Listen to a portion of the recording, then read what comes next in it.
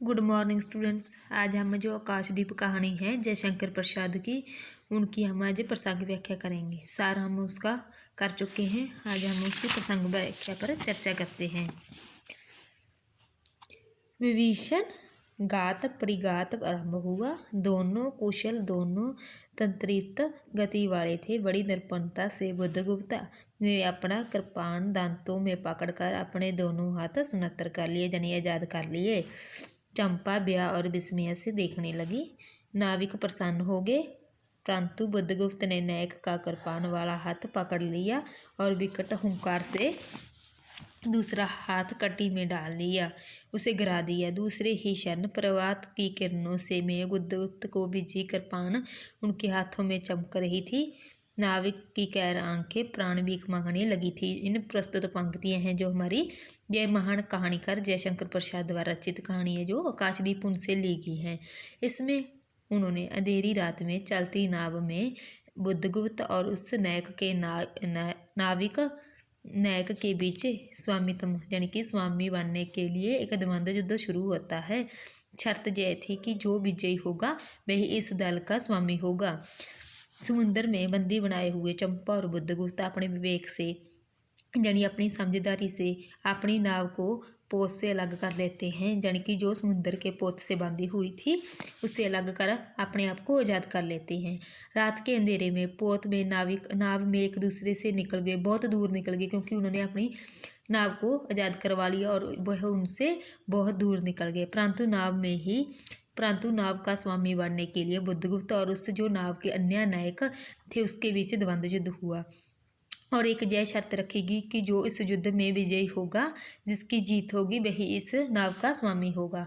दोनों आपसी निरपणता से लड़ रहे थे और इसको देखकर जो चंपा थी, चंपा बुद्धगुप्त के साथ ही इस नाव में सवार थी। वह चंपा ब्याह और हैरानी से देख रही थी।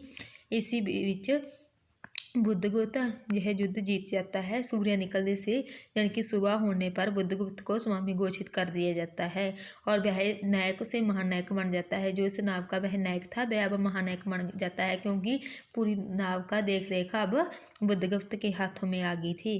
जो इसका पहले वाला नायक था वह अपने प्राणों की भीख मांग रहा था, यानी कि उन्होंने बुद्धगुप्त की अधीनता स्वीकार करके उसी के पास रहने का निर्णय लिया था। इसमें इन पंक्तियों में स्वामित्व के लिए द्वंद्व युद्ध का वर्णन किया गया कि स्वामी बनने के लिए हुए युद्ध का वर्णन किया गया है। चंपा की आंखों में निशीन प्रदेश की निरुद्देश्य थी।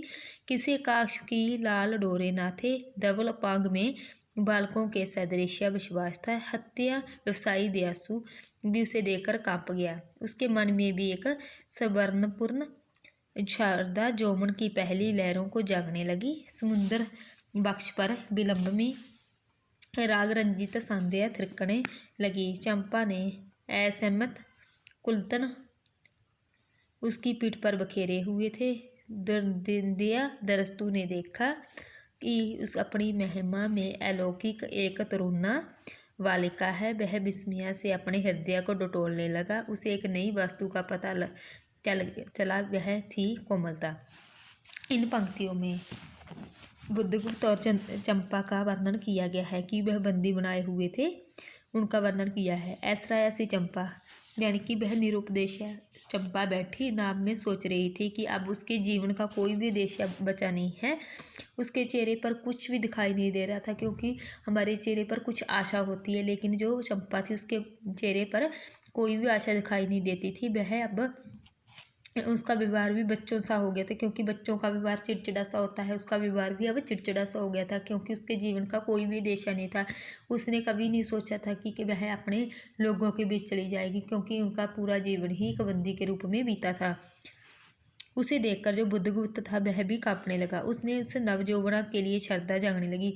वह उसको देखकर थोड़ा बहुत उसका हृदय पिघलने लगा। वह सोचने लगा कि इसके मन में, इसके चेहरे पर इतनी उदासी क्यों है। वह उसकी उदासी का कारण जानने लगा था, क्योंकि चंपा के बिखरे हुए जो केश थे उसकी पीठ पर पड़े हुए थे।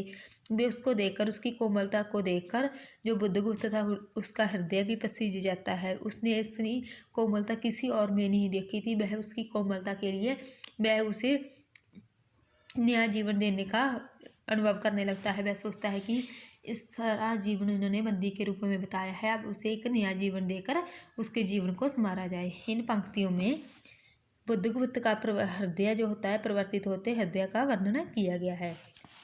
आगे के जो है प्रसंग व्याख्या इसको आपने खुद रीड करने हैं, साथ में इसको आपने खुद रीड करके इस लेक्चर को कंप्लीट करना है, इस चैप्टर को कंप्लीट करना है।